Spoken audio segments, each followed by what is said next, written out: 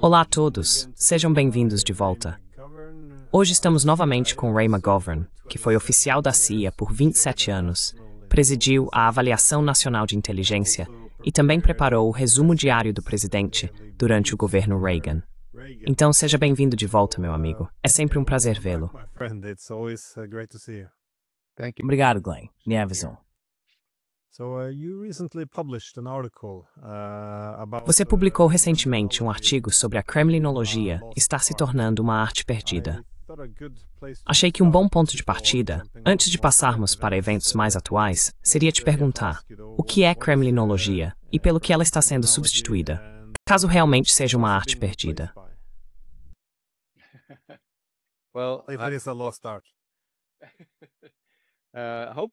Espero que seja especialmente em algo mais que temos atualmente. Acho que vou voltar à época que eu trabalhava como analista de CIA.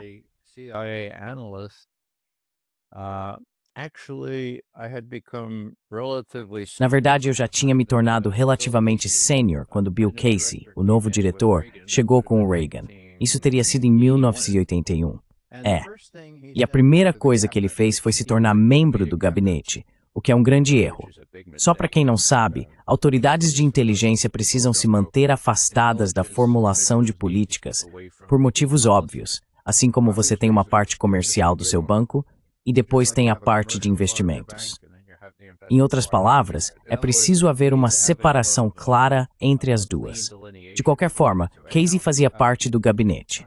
Então, na primeira reunião do gabinete sob o governo Reagan, que foi em fevereiro de 1981, eu tinha um amigo que estava lá.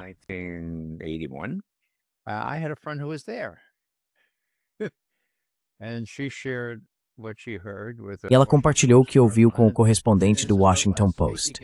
E foi isso. Casey entrou e disse: "Bem, sabe, a coisa mais estranha aqui.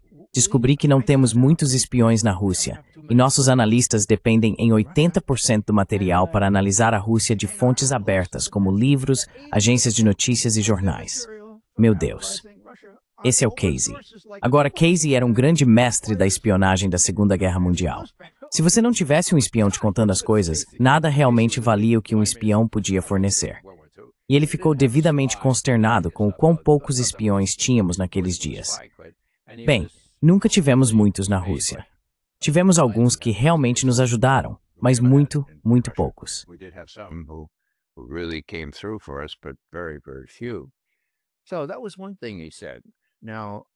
Então, isso foi uma coisa que ele disse. Agora, ele não deveria ter ficado surpreso, porque pessoas que vinham se concentrando na União Soviética e agora na Rússia criaram uma disciplina muito lucrativa para fazer o que chamamos de análise de mídia. Observar as declarações públicas e, na medida do possível, obter declarações privadas para embaixadores ou quem quer que fossem os soviéticos na época. Analisar essas declarações, ver como diferiam umas das outras, ver o que era divulgado pela TASS, o que saía no Pravda e no Izvestia. Quero dizer, acredite se quiser, tínhamos que esperar 3 dias para receber o Pravda, 4 dias para receber o Izvestia, porque eles chegavam pelo correio, certo? E era uma coisa totalmente diferente.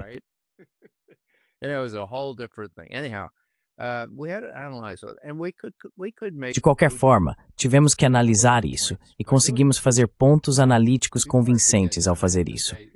Antes que eu me esqueça, Glenn, preciso dizer outra coisa que o Bill Casey disse naquela primeira reunião de gabinete, e foi o seguinte, e isso é praticamente uma citação. Saberemos que nossa missão foi cumprida quando nada do que o povo americano acredita for verdade. Vou repetir. Saberemos, nós, CIA, que cumprimos nossa missão quando nada do que o povo americano acredita ser verdade for realmente verdade. Uau, 1981. Impressionante. Deveria ter sido 1984, para combinar com aquele livro famoso, porque é onde estamos agora. A mídia.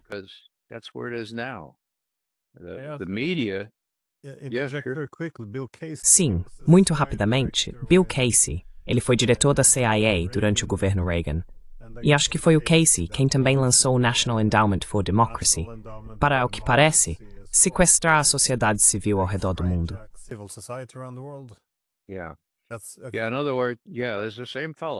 Sim, Em outras palavras, sim, é o mesmo sujeito. Meu ponto era que eles eram muito habilidosos em enganar e fazer as pessoas, inclusive o povo americano, acreditarem no que eles queriam.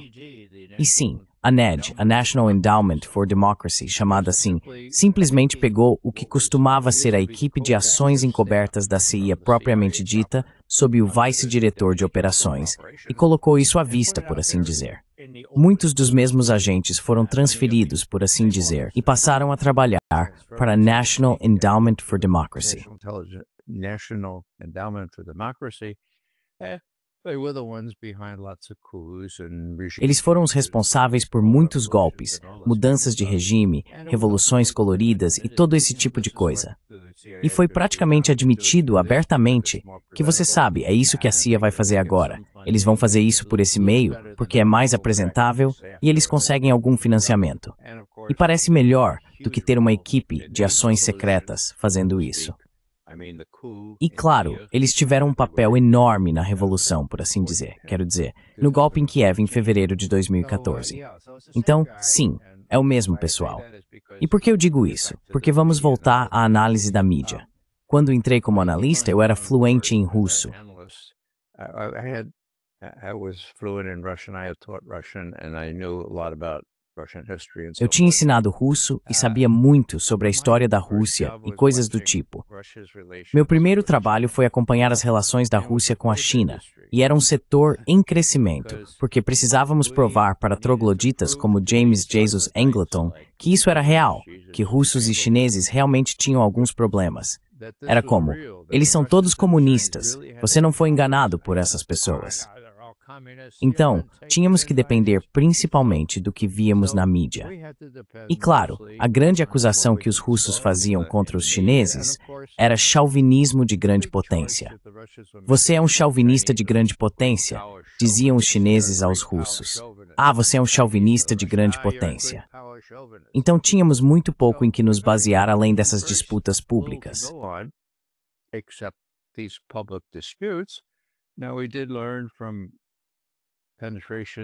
Agora aprendemos com infiltrações em partidos comunistas que isso era realmente verdade, que esses partidos estavam sendo destruídos por uma facção comunista chinesa.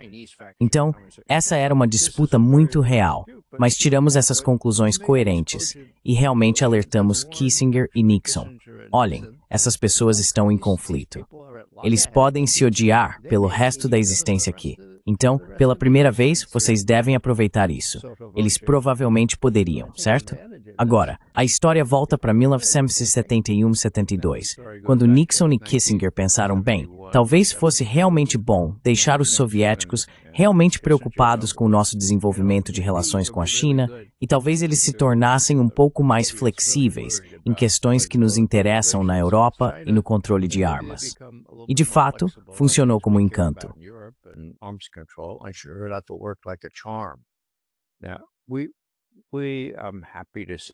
Agora estou feliz em continuar com esse contexto. Cassandra veio até nós. Isso é real? Sim, é real. Naquela época já tínhamos algumas fotografias de satélite, certo? Naqueles dias nem tínhamos o 2. Bem, sim, tínhamos o 2, mas tínhamos esses satélites que não conseguiam transmitir. Eles simplesmente soltavam um carregamento de filme em uma área designada no Pacífico, geralmente, e a Marinha dos Estados Unidos corria para tentar pegar antes que caísse na água. Mas se caísse na água primeiro, como geralmente acontecia, era a prova d'água.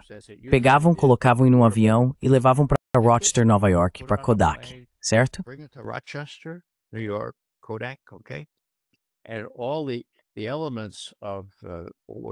E todos os elementos do que era chamado de Centro Nacional de Inteligência Fotográfica da CIA iam até lá e liam os documentos, liam os filmes, certo? Bem, lembro de uma ocasião, deve ter sido em 1964 ou por aí, talvez em 1965, quando recebi uma ligação de Rochester, de um amigo meu. Ray, você vai ficar muito feliz com isso. O que você quer dizer? Bem, basta dizer que James Jesus Angleton não tem mais discussão com você sobre se isso é um conflito real. Você pode me contar mais? Não, não posso te contar mais. 2 dias depois, ele entra no meu escritório. Ele diz, dá uma olhada nisso. 15 divisões soviéticas na fronteira chinesa. Ok. Okay. Is that real enough? So all I'm saying here is that Isso é real o suficiente. Então, o que estou dizendo aqui é que nós preparamos Kissinger e Nixon para a realidade de que essas pessoas não só se odiavam e continuariam se odiando no futuro previsível, mas que eles poderiam tirar proveito disso. E o que estou dizendo agora é que Kissinger foi a Pequim para preparar a visita de Nixon no final de 1961, certo? E então Nixon foi em janeiro de 1972. E adivinha o que aconteceu na Europa? Os juízes fizeram acordo sobre o acesso do Iporipa de Berlim. Uma marca muito difícil sobre a coisa de cyberpolcanisteder por décadas, certo? Isso foi importante.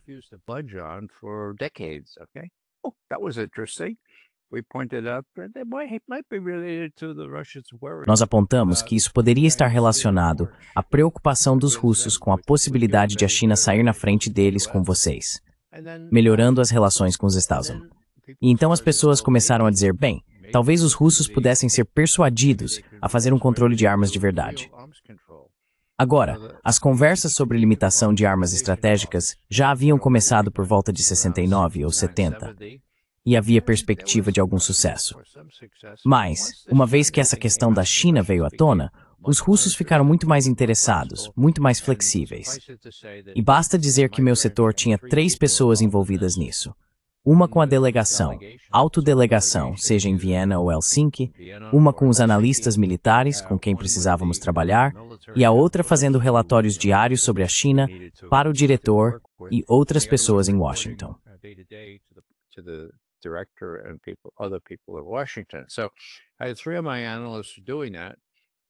Então eu tinha 3 dos meus analistas trabalhando nisso, e então fui convidado para Moscou para cerimônias de assinatura. Assim, em 1962, no meio de maio, ocorreram os acordos SALT. E você sabe, então fomos questionados pelo Kissinger. Bem, os soviéticos vão trapacear. Em quanto tempo vocês poderiam nos avisar? E voltamos para essas pessoas que operavam os satélites. E eles nos disseram cerca de 1 semana ou 10 dias, e isso era suficiente. Doverai, no proverai, ok? Confie, mas verifique. E claro, não eram os analistas, eram as pessoas realmente altamente técnicas que trabalhavam para a CIA, que mereciam o crédito por poderem dizer com alguma confiança, olha, trabalhamos nessas coisas por tanto tempo.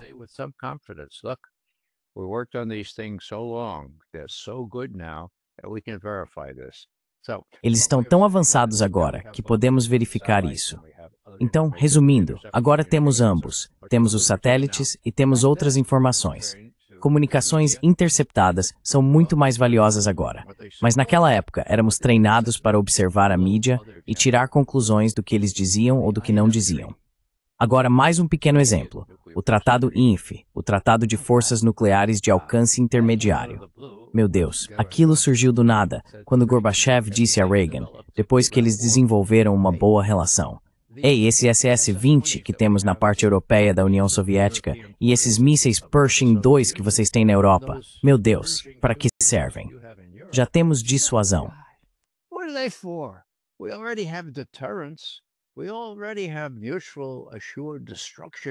Já temos a destruição mútua assegurada, pelo amor de Deus. Mas com isso, com os ICBMs e os SLBMs, mísseis balísticos e os bombardeiros, temos 30 minutos para decidir se este é o fim do mundo ou não. Então vamos nos livrar dessas coisas, diz Gorbachev. E Reagan responde, sério, então por que você não tenta? Resumindo, sim, eles destruíram, certo? Eles destruíram, cortaram tudo. Scott Ritter, que era um amigo em comum nosso, foi o primeiro a chegar em um lugar horrível, chamado Votkinsk, certo? E havia supervante desses medo enormes. E curiosamente, haveram os sonhos de Gordon.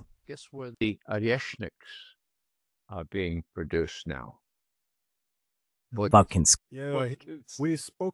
Sim, nós conversamos sobre isso, na verdade. Eu falei sobre isso com o Richard há cerca de 1 semana, e ele estava destacando o tema de que a destruição desses mísseis estava, na verdade, acabando com a cidade também, porque essa era uma indústria fundamental. Mas não, foi uma conversa bastante interessante, na verdade.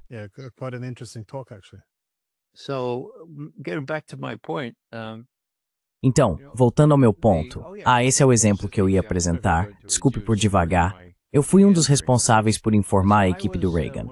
Isso incluía o secretário de Estado, Shultz, Weinberger, secretário de Defesa, o vice-presidente, George H.W. Bush.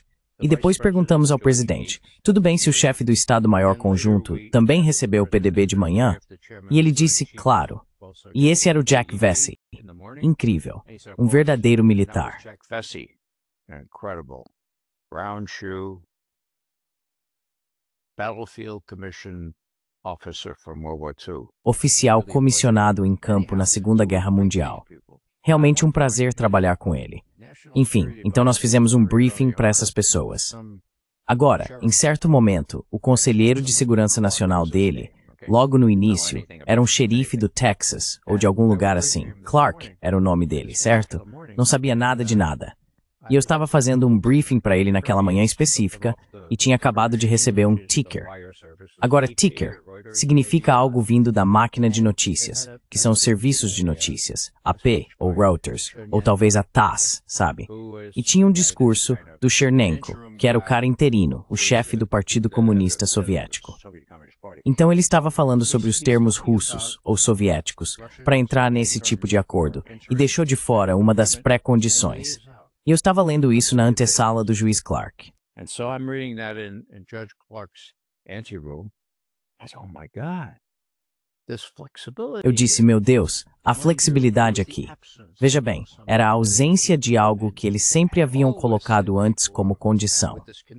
Então, como de costume, peguei meu bloco de anotações e fiz um esboço para um briefing de 3 minutos. Porque você tinha sorte se conseguisse um briefing de 3 minutos, talvez um de 7 minutos e depois um de 25 minutos, certo?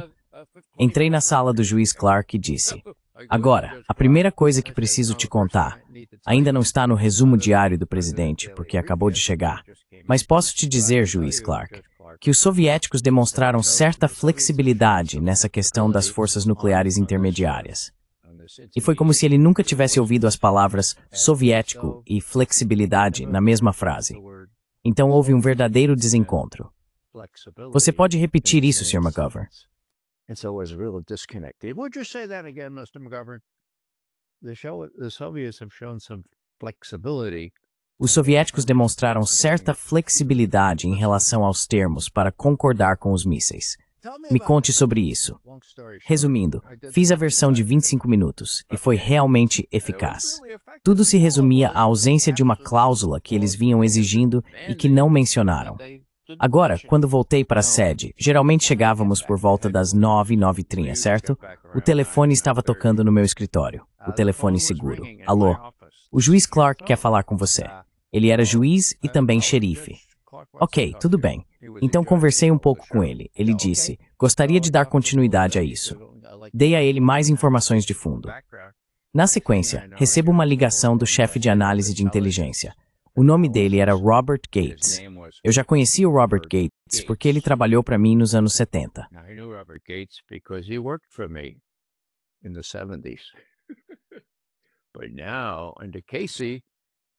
Mas agora, sob o comando de Casey, ele tinha a ideia certa sobre os russos e agora ele era meu chefe.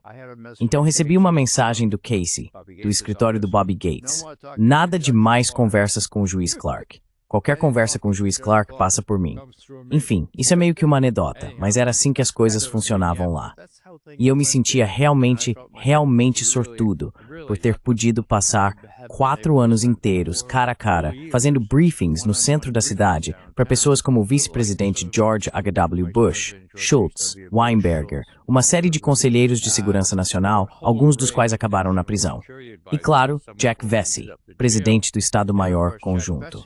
E sabe, era fácil desenvolver uma boa relação com eles.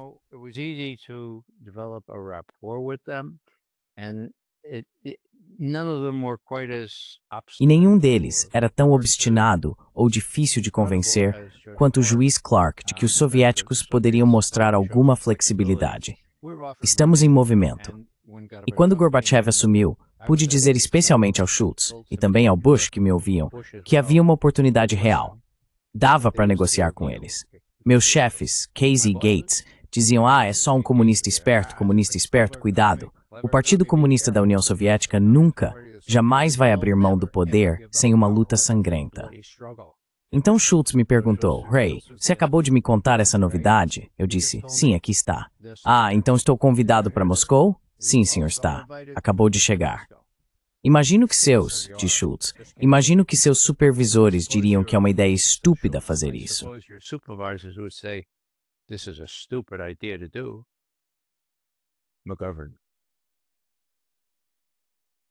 McGovern, Ray. Bem, secretário Schultz, como o senhor provavelmente sabe, eu nem sempre concordo com meus supervisores. Ele sorriu. Ok, bem, não era só eu, era um monte de gente. O que temos a perder? Vá para Moscou, não dê atenção ao Casey, Gates e Weinberger.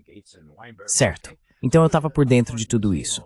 E muito disso, só para repetir o meme aqui, era o que aparecia nas declarações de liderança ou o que estava ausente nelas, e o que aparecia na TASS, Izvestia, Pravda e todas essas coisas. Então, resumindo a história, vou tentar ser mais breve aqui, é isso que eu ainda faço. E com toda essa movimentação, as últimas semanas foram realmente frenéticas. As pessoas diziam, meu Deus, este é o fim.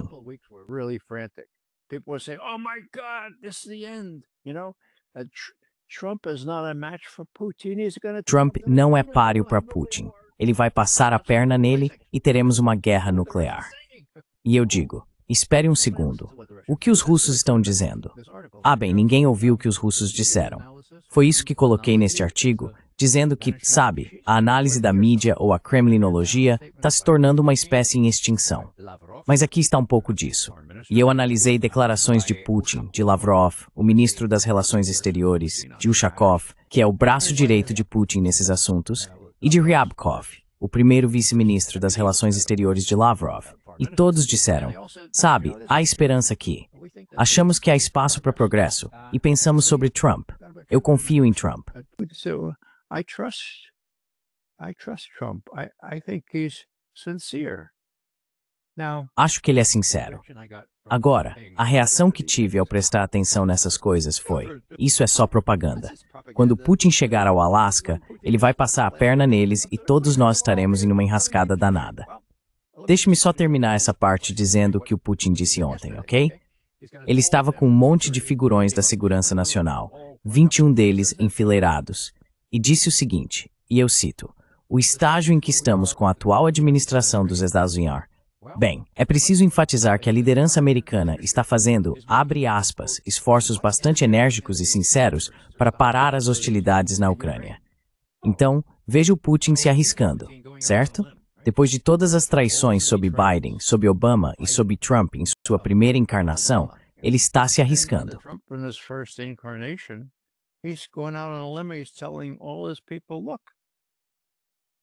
Ele está dizendo para todo o seu povo, vejam, os Estados Unidos estão fazendo aspas, esforços bastante enérgicos e sinceros para parar as hostilidades, fecha aspas.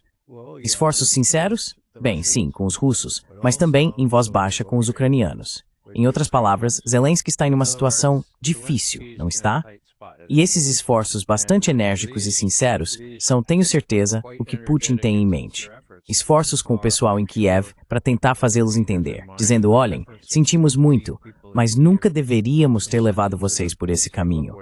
Vocês realmente querem lutar até o último ucraniano? Olhem, poderíamos fazer um acordo para vocês. Prestem atenção.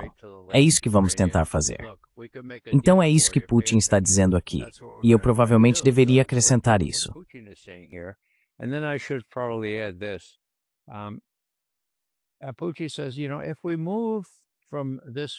A Putin diz, você sabe, se passarmos deste primeiro encontro para as próximas etapas e chegarmos a acordos no campo dos mísseis estratégicos ofensivos, isso seria controle de armas. E isso criaria condições de longo prazo para a paz entre nossos países, na Europa e no mundo como um todo. Ponto final. Fim da citação. Então, o que venho dizendo com base na kremlinologia, e você pode ler meu artigo para todas as citações que apresento, é que eles estão realmente levando isso a sério. Agora, ele disse isso ontem. Eles vão se encontrar eles estão se encontrando agora. Eles estão se encontrando agora no Alasca, 15h30 no horário do leste. Acho que foi isso que minha conta indicou. Então vamos ver. Se eu tiver errado, não seria a primeira vez. Acho que todos nós, ao analisarmos a Rússia e a União Soviética, já cometemos erros. Mas você sabe, as evidências estão se acumulando tanto, E Putin tá tão disposto a se arriscar, sabe? Putin so willing to go out on a limb, before all these people who have been Antes de todas essas pessoas que foram traídas por promessas de não expandir a OTAN, promessas de fazer os ucranianos cessarem fogo, promessas de todo tipo. E aí tá o Putin dizendo não. Acho que ele é sincero. Acho que eles estão empenhados até mesmo tentando resolver essa questão. Então sim, eu sou um ponto fora da curva? Fora da curva? Fora da curva. Bem, Glenn, você sabe que sou, porque você já entrevistou a maioria dos meus colegas. Eles veem isso de forma bem diferente. Eles enxergam um lado sombrio aqui. Isso é uma possibilidade. Eu não acho.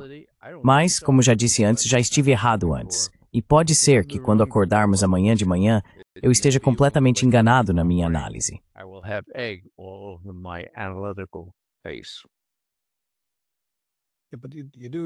Mas você faz um excelente ponto de fato. Ou seja, ninguém ouve mais a Rússia.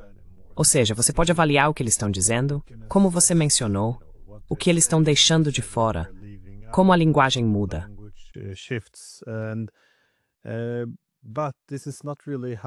Mas não é assim que trabalhamos hoje em dia. Parece que já temos uma política estabelecida. Não tenho certeza se ela é guiada por ideologia ou por interesses financeiros, mas não pode realmente ser contestada. E muitas vezes tenho a impressão de que o papel dos analistas é simplesmente reunir informações para confirmar o argumento que já foi feito e essa suposição sobre as intenções dos oponentes. E sob nenhuma circunstância você pode humanizar o oponente. Sob nenhuma circunstância você pode sugerir que os russos possam ter preocupações legítimas de segurança.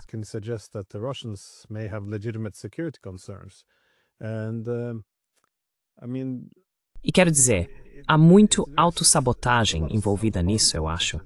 Porque o que você está dizendo é que a forma como deveríamos abordar o tema é bom. Primeiro você precisa reconhecer que os russos realmente têm preocupações e interesses de segurança, e então você precisa abordar, olhar como a Rússia está buscando perseguir isso. Mas parece que não podemos mais fazer nada disso. Quero dizer, a ideia de que, como você disse, olhando agora para a linguagem e os sinais vindos de Moscou, de que eles realmente querem paz, mas precisam garantir que não seja apenas um cessar-fogo temporário para apenas prolongar as coisas. Eles precisam de um fim definitivo para isso. Então temos que abordar a questão da OTAN. Você não pode dizer isso neste país.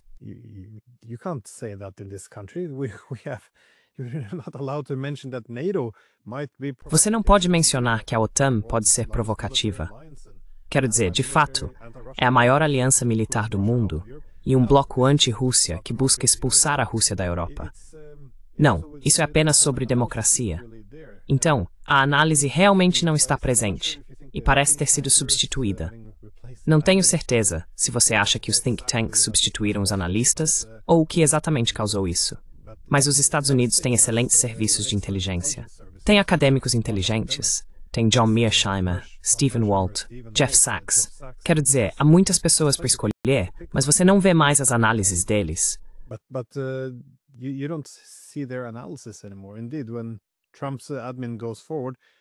De fato, quando o governo Trump avança, ele manda Witkoff, o cara do setor imobiliário, para resolver todos os problemas do mundo, do Oriente Médio à Rússia. E sim, só para ser rápido, acho que, para defender o Trump aqui, eu consigo entender, porque no primeiro governo, a comunidade de inteligência foi atrás dele. E o chamado Deep State, eu entendo porque ele prefere ter um aliado leal em quem confia, do que a classe de especialistas que ele vê como corrompida. Samaris, Dofba.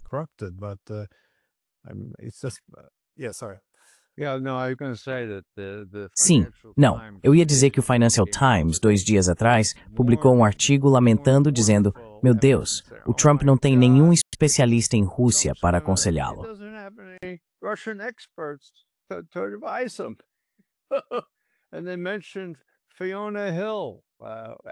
E eles mencionaram Fiona Hill como uma dessas especialistas em Rússia. Agora, faço questão de acrescentar que ela foi a oficial nacional de inteligência. Ou seja, é a pessoa responsável por toda a análise e coleta, pelo menos teoricamente, e operações para a CIA e para a comunidade de inteligência durante 2 anos. Então ela estava no cargo quando o pessoal da OTAN aprovou aquele plano em Bucareste de que Ucrânia e Geórgia se tornariam membros da OTAN. Coisa de louco, uma provocação insana. Então, o tipo de especialista que eles têm lá agora são pessoas todas escolhidas por gente como a Fiona Hill, que por sua vez foi escolhida por Richard Pipes, o infame historiador da Rússia, de origem polonesa, que mamou no peito de sua mãe polonesa. Mersophobia from his Polish mother's breasts. I mean, that's the way it works. Brzezinski, Richard Quero dizer, é assim que funciona. Brzezinski, Richard Pipes, eles eram uma ameaça e educaram toda uma geração. Felizmente, cheguei antes disso. Cheguei alguns anos antes de ir para Harvard, certo? Eu tinha uma bolsa para Harvard. Decidi fazer estudos de área em Fordham porque eles estavam muito mais próximos das pessoas. Lá havia pessoas que conheciam a história russa em primeira mão e não eram condicionadas por pais poloneses ou ucranianos, ou seja lá o que for. Então, me senti sortudo por isso, mas é isso que existe lá. Agora apontei um desses artigos que Fiona Hill, famosa há alguns anos, disse, olha que tal o quadro. She said, look, here's the picture. Putin wants to drive the United States. Putin quer expulsar os Estados Unidos da Europa. E ele poderia acrescentar, isso está no artigo de opinião do New York Times, e ele talvez acrescentasse, e não deixe a porta bater em você na saída. E o New York Times publica isso de forma destacada como um artigo de opinião, e há um gráfico incrível, não estou com ele aqui agora, que mostra o Putin meio que abrindo a porta e todos esses 5 presidentes, sabe, encolhidos de medo. Era uma besteira, ok? Não há um pingo de evidência de que, como Biden afirmou, os russos não vão parar. Eles não vão parar na Ucrânia. Eles vão tomar a Polônia. Eles vão tomar os estados bálticos.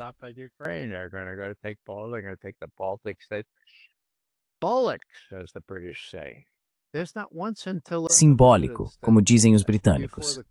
Não há um pingo de evidência de que antes do golpe em Kiev, os russos tivessem qualquer intenção real de acertar as coisas ao longo de sua fronteira.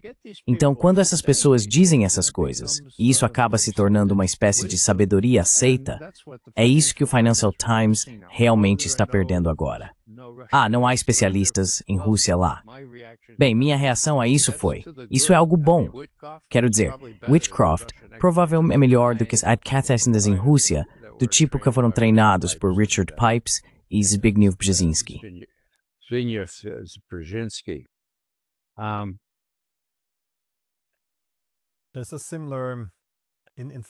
Na França, há um general francês, Burchard, que recentemente afirmou que Putin considera a França seu principal inimigo na Europa. E eles simplesmente dizem isso. Sempre fico curioso, em que eles se baseiam para afirmar isso? Consigo imaginar, sabe, os britânicos, a Alemanha, todos esses certamente viriam muito antes da França.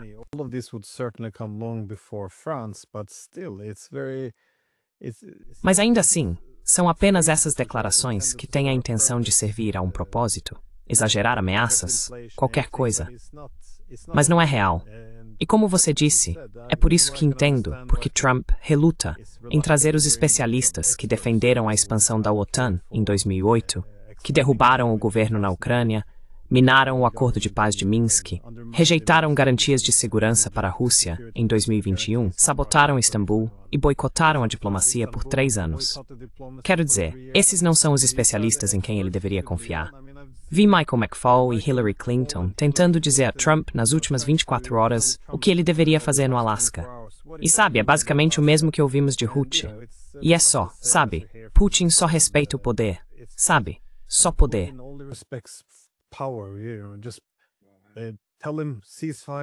Diga a eles cessar fogo ou iremos à guerra. Eles disseram mais armas, sanções. Quero dizer, eu não entendo isso. Se você vê que a guerra está sendo perdida, e nem está sendo perdida, já foi perdida, acabou, e o único acordo de paz que você está disposto a aceitar é a rendição da Rússia, simplesmente não faz sentido. Até o Daily Telegraph, hoje, você viu a manchete? A Matt Steining. Ah, eu perdi essa.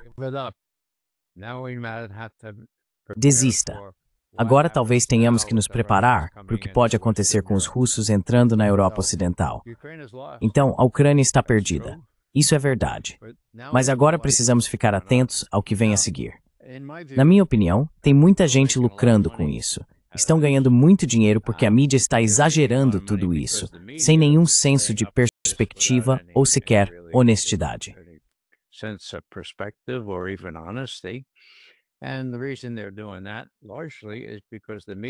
E o motivo pelo qual eles estão fazendo isso, em grande parte, é porque a mídia representa uma unidade de custo muito pequena para os conglomerados que controlam a mídia e que realmente ganham dinheiro construindo aviões a jato e, você sabe, cruzadores e todo tipo de equipamento militar. Então você tem o complexo militar industrial em dose dupla. E como você sabe, eu criei esse acrônimo, que agora está em alguns dicionários, certo? É o MICIMAT, certo? E você mencionou os think tanks, eles fazem parte disso. O complexo militar industrial, congressual, inteligência, mídia, academia, think tank. Ele cresceu descontroladamente depois de Truman, depois de Eisenhower, quero dizer. E voltando ao início, Eisenhower alertou especificamente que esse poder estava crescendo de uma forma quase inexorável, e o único antídoto para isso era uma cidadania bem informada. Entendeu? Certo.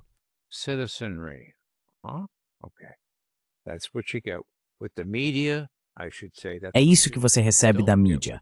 Na verdade, eu deveria dizer que é isso que você não recebe da mídia, porque a mídia é controlada, como eu digo, pelo resto do MICIMAT. Agora, não é algo sem esperança, porque temos a mídia alternativa. Temos muitas pessoas. Você tem uma audiência maravilhosa agora, Glenn. Eu te parabenizo por isso. Pessoas dispostas a aprender, mas espero que também estejam dispostas a espalhar a verdade. Porque é uma tarefa difícil, e conseguir espaço na grande mídia tem sido impossível até agora.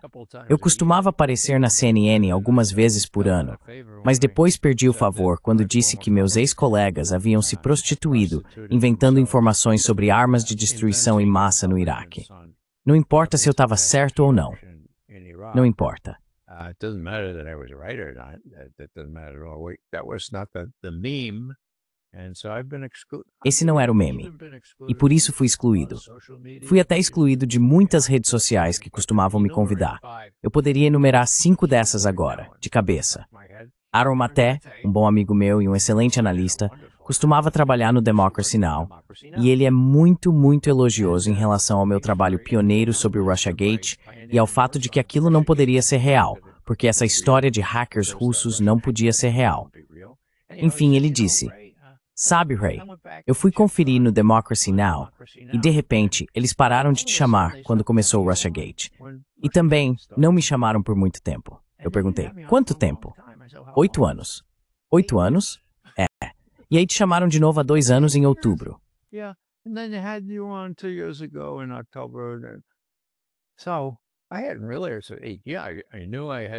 Então eu realmente não... eu sabia que tinha sido meio que colocado de lado, que tinham me tratado como um leproso ali. Mas por quê? Isso foi porque eu dizia que o Russiagate era uma farsa desde o começo. E eles tinham uma mulher... Qual é o nome dela? Ela usa o nome Empty Wheel. Sem nenhuma credencial. Eu tentei convencê-la. Eu disse: "Sabe, o Bill Binney, o gênio que trabalhava na NSA, sabe, né? Bem, ele já desvendou tudo. Ele criou esses sistemas. Não poderia ter havido um hack russo. Ele tem os materiais do Snowden e sabe das coisas." E ela disse: "Eu não acredito nisso, sabe?" E além disso, o que ela fez foi realmente muito irregular. Ela foi tão diligente em encontrar esses russos que entregou algumas de suas fontes para o FBI e admitiu isso com orgulho.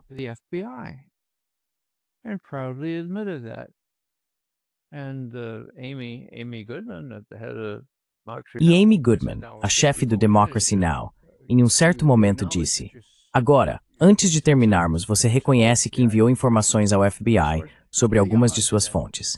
"Sim, eu fiz isso, sim." Então sim, é algo totalmente corrupto, até mesmo nas redes sociais, em parte da mídia alternativa, porque eles simplesmente, pelo menos a mídia inclinada para os democratas. E a outra história, claro, é do nosso bom amigo Patrick Lawrence, um jornalista incrível. Ele era colunista da The Nation, o carro-chefe do pensamento liberal ou progressista democrata. Bem, ele escreveu um artigo baseado em nossas informações sobre como não poderia ter havido um hack russo. Tudo foi inventado pelos democratas e pela comunidade de inteligência. O artigo foi para The Nation, eles publicaram, E então tudo virou um caos. And they publish it, and then all hell broke loose. The editor of The Nation said, "Oh, it's under investigation." O editor da The Nation disse, está sob investigação agora. Que tipo de coisa é essa para se fazer com um colunista, certo? Então eles, enfim, tentaram desmerecê-lo. Tentaram bem, o demitiram. Eu soube disso, certo? 8 meses depois, quando a poeira baixou. E agora, claro, ficou provado que ele estava exatamente certo. Exatamente certo. E temos um depoimento sob juramento do chefe da unidade forense que deveria investigar os computadores do DNC. Depoimento sob juramento de que ninguém invadiu aqueles computadores para obter os e-mails do DNC. Ninguém. Nem a Rússia, nem qualquer outra pessoa. A perícia é clara, não há sinais de exfiltração. E essa informação foi entregue a um comitê da Câmara em 5 de dezembro de 2017, Glenn. On the 5th of December 2017, Glenn. 2017. What's today? 2025. 2017. Qual é o ano de hoje? 2025. Faça as contas. Isso também dá 8 anos, eu acho. Meu Deus, se você perguntar a qualquer americano na rua, os russos invadiram os computadores do DNC para conseguir aqueles e-mails que foram tão prejudiciais a Hillary Clinton, aposto que 8 em cada 10 vão dizer, claro que sim. Li no New York Times, no Washington Post ou em qualquer jornal que eles leem. Então, temos uma luta difícil pela frente. E isso acontece porque a mídia é meio que, bem, deixe-me só terminar com isso. A mídia tem sido especialmente sensível em não deixar a verdade vir à tona sobre esse depoimento do chefe da CrowdStrike. O nome dele é Sean Henry. Ele foi quem testemunhou em 5 de dezembro de 2017, certo? He was the one that testified on the 5th of December 2017, okay? That there was Não havia nenhuma evidência de que algo tivesse sido exfiltrado do DNC. Nenhum desses e-mails veio de exfiltração, certo? Agora, quando Adam Schiff entrou no mês seguinte, ele colocou isso no fundo do cofre dele, e isso não apareceu na mídia pública. É assim que funciona. E agora Kash Patel, ex-FBI e Tulsi Gabbard divulgaram muito desse material e meio que lançaram um desafio, certo? Não houve hackeamento russo, não houve interferência russa, foi tudo inventado do nada. E temos denunciantes da CIA e de outras agências que vieram até nós e nos contaram exatamente como foi feito. Agora, isso é significativo? Sim, é muito significativo. Yeah, it is. Very significant. Because, in my view, it has not only to do with Porque, na minha opinião, isso não tem apenas a ver com corrupção total e a tentativa de simplesmente emascularem um presidente. Não estou defendendo Donald Trump, aliás, mas não gosto da emasculação artificial de presidentes. Certo? Não era só isso. Envolvia um assassinato. Não se assuste com a palavra assassinato. Apenas algumas semanas depois de ter sido revelado que o WikiLeaks havia obtido esses e-mails prejudiciais a Hillary Clinton, estou falando de junho, início de julho de 2016, as pessoas que analisaram esses computadores, na minha opinião, acharam muito fácil determinar quem não os hackeou, mas quem os copiou para um pequeno pendrive ou algum outro dispositivo de armazenamento externo. or some other external storage device. You don't have any signal of exfiltration if you copy it from a Você não tem nenhum sinal de exfiltração se copiar de um computador para um pendrive, certo? E essa pessoa levou isso para o WikiLeaks, e foi assim que eles conseguiram divulgar. Agora, quem era essa pessoa? Bem, eu não sei. Algum suspeito? Bem, sabe, tem esse garoto, acho que ele tinha uns 25 anos, que foi assassinado nas ruas de Washington por volta das 3h da manhã do dia 10 de julho. E ele trabalhava para o DNC. E eu penso, ele é o cara que o Julian Assange do WikiLeaks não citou pelo nome, mas disse apenas algumas semanas depois. Sabe, estamos realmente muito preocupados com o que acontece com nossas fontes. We really are very concerned about what happens to our sources, and by the way, we're giving a $20,000 reward. Aliás, estamos oferecendo uma recompensa de $20 mil por informações que levem ao assassino de Seth Rich. Uau! Bem, naquela época, nos disseram para não mencionar Seth Rich. Você seria rotulado de qual é a palavra que eles usam? Teórico da conspiração, certo? E no início, pessoas confiáveis nos disseram isso. Mas, você sabe, quando Jeff Gerth, um jornalista muito bom, que trabalhou com Sy Hersh em várias coisas para o The New York Times. Ele é um jornalista veterano de verdade. Quando ele recebeu a tarefa de escrever um artigo detalhado sobre essa farsa do Russiagate, e especialmente sobre como esses e-mails foram parar no Wikileaks, ele escreveu uma série em 4 partes para Columbia Journalism Review. Quero dizer, coisa grande, né? Journalism Review, I mean, big time, right? Okay. Now, it was comprehensive. Certo. Agora foi abrangente. Ele passou um ano fazendo isso. E o que está faltando? Está faltando que Sean Henry testemunhou em 5 de dezembro de 2017 que não havia sinal de exfiltração. Então liguei para o Jeff. Eu disse, Jeff, ele é um cara muito legal, aliás, conversou comigo. Eu disse, bem, como é que você está tentando desenhar esse quadro e não menciona essa parte fundamental da história? Você sabia disso? Claro que eu sabia. Então, por que não está no seu texto? Não está no meu texto. Não está no seu texto. Você não sabia disso? Bem, eles devem ter tirado. Foi tão doloroso. Eles me mandavam uma nova versão e nem apontavam quais eram as mudanças. Então, finalmente, eu disse, Deus, me desculpe, se eu te der isso, você finalmente vai me pagar? If I give it to you, will you pay me finally? And that's what happened. So, Jeff, you didn't realize. E foi isso que aconteceu. Então, Jeff, você não percebeu que eles cortaram isso? Não, eu não percebi. Meu Deus. Eles cortaram isso, é? Ok. Agora, isso é jornalismo verdadeiro da Columbia. Por que isso é tão sensível? Porque não tem a ver apenas com o Russiagate, mas também com o Estado Profundo, os democratas e as pessoas que a Tulsi Gabbard agora precisa enfrentar, passando por um verdadeiro teste entre esses grupos porque ela disse a verdade. E se você tem não só a criação de informações falsas, mas também assassinato, você tem muito com o que se proteger. E a mídia é cúmplice nisso. E a Columbia Journalism Review é tão corrupta quanto qualquer outra parte. Outra história sobre a Columbia Journalism Review. Havia um sujeito chamado Hyatt. Como era? Fred Hyatt.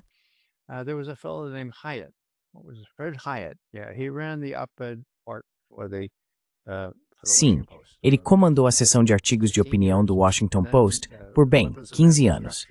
E então as armas de destruição em massa entraram em voga.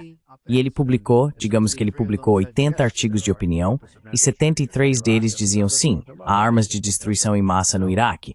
E os outros eram, bem, não temos certeza. Então foi uma farsa, certo? Aí levaram ele para Columbia Journalism Review, certo?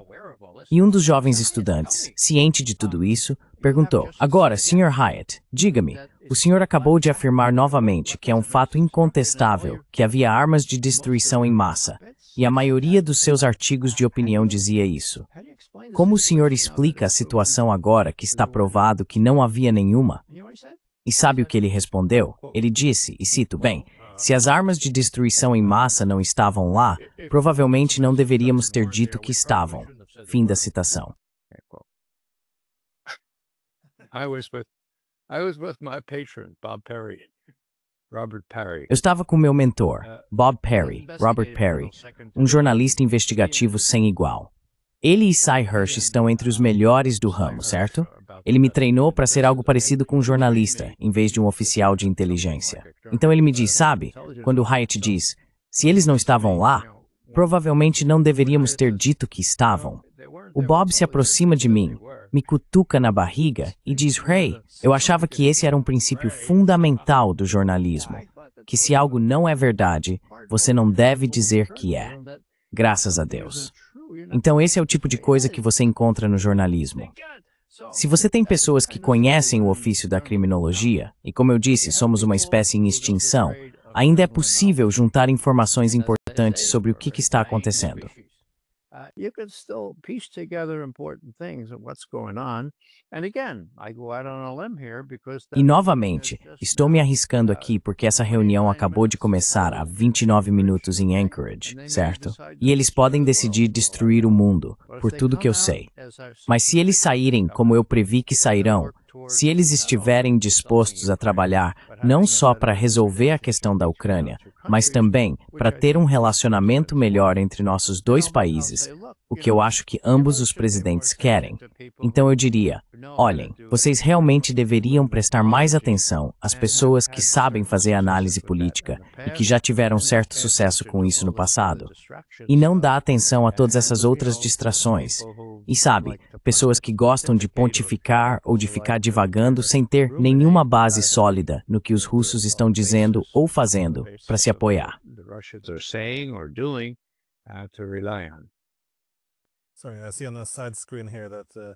Desculpe, estou vendo aqui na tela ao lado que o Putin já está no Alasca. Ele se encontrou com o Trump e tudo mais na pista do aeroporto. Mas eu sempre fico me perguntando sobre a mídia, porque ou é bem, obviamente está cada vez mais desonesta, mas é ou estupidez ou beligerância. Só que eu estou mais inclinado a acreditar que é beligerância ou desonestidade mesmo, porque é esse controle de narrativa que você vê sendo aplicado de forma tão feroz para tentar impedir que as informações venham à tona.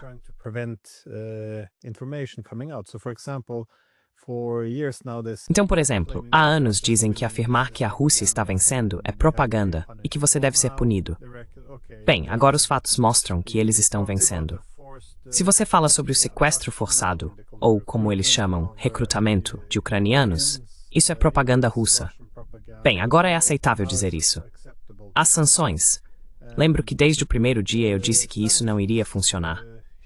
Ah, isso é propaganda russa. Bem, agora você pode dizer isso, afinal. E então, a corrupção na Ucrânia? Propaganda, não mais. Zelensky sendo autoritário? Bem, isso vem direto da boca do Putin. Mas agora, é claro, podemos colocar isso nas manchetes dos jornais. Isso foi permitido.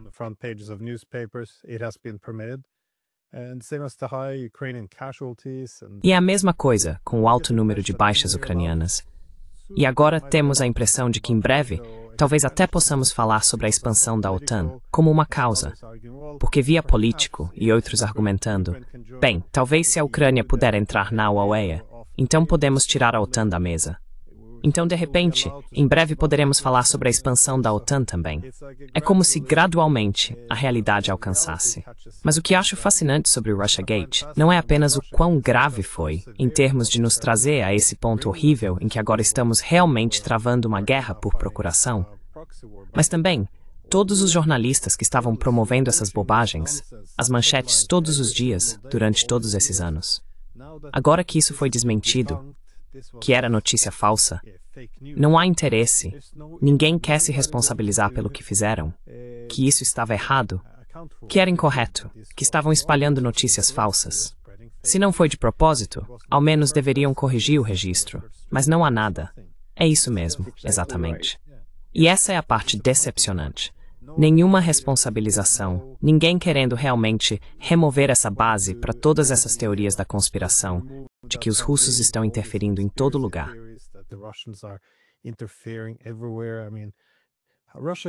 Quero dizer, o Russiagate é o motivo pelo qual não podemos falar sobre as preocupações de segurança da Rússia sem sermos chamados de agentes da guerra híbrida russa. Precisamos fazer uma limpeza. Isso é um problema enorme. Uma pequena bomba que se formou dentro do nosso sistema político e midiático.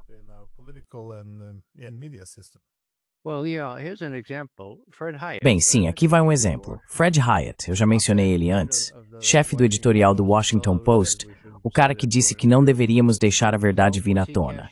E ele foi demitido? Não. Ele continuou lá por, sei lá, 5, 7, 8 anos até morrer no cargo, sabe? Tipo, alô?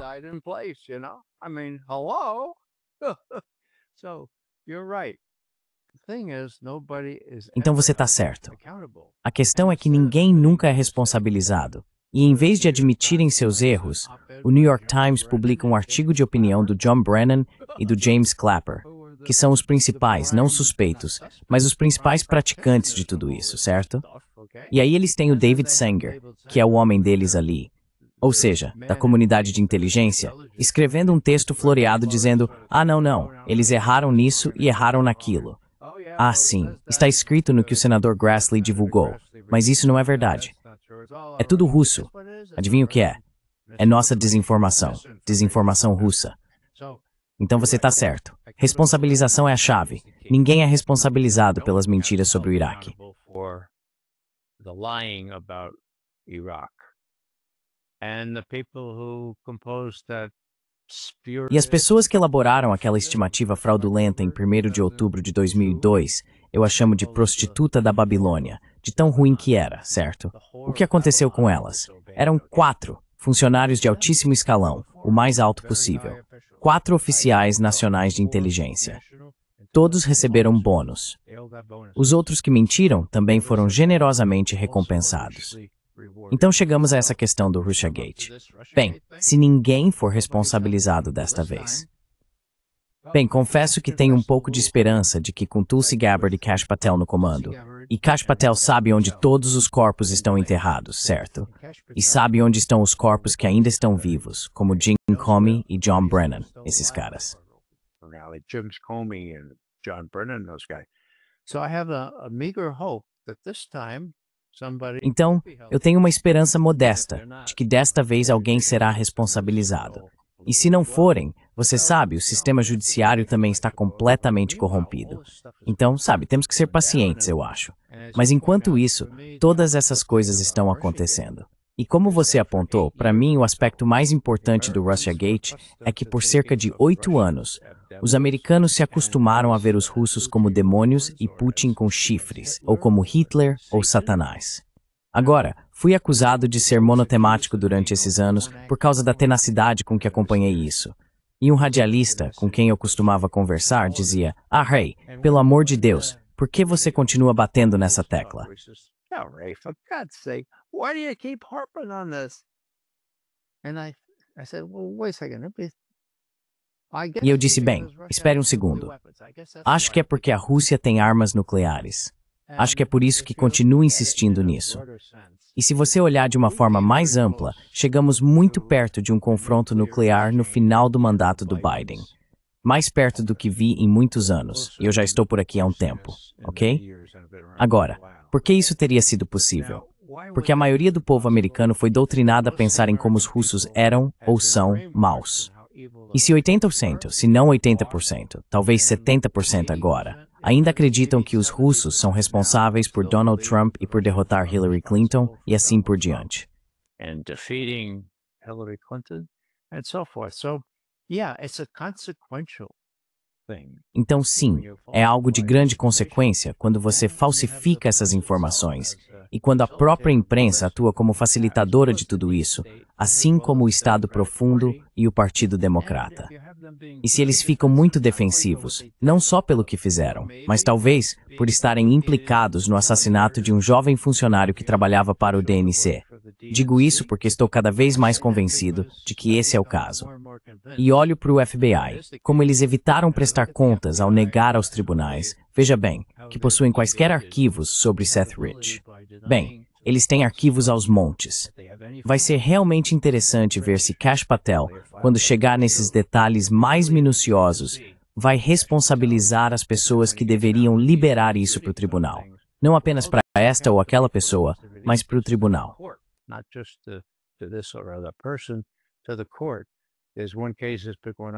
Há um caso que está em andamento há cerca de 8 anos. O FBI já mentiu sobre isso 3 ou 4 vezes. Acho que o Kash Patel sabe disso, mas está esperando o momento certo. Ele não quer dar um passo maior que a perna por enquanto. Essa é a minha opinião sobre isso.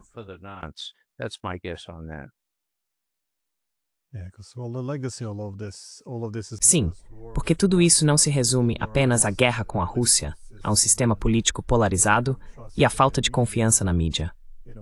Mas sabe, a maneira de resolver esse problema é expor as questões, limpar a bagunça e parar de insistir sempre nos mesmos erros. Enfim, acho que nós dois provavelmente vamos assistir à reunião entre Putin e Trump. Então, obrigado, como sempre, pelo seu tempo e espero que você possa voltar em breve. Foi divertido, Glenn. Muito obrigado por me receber.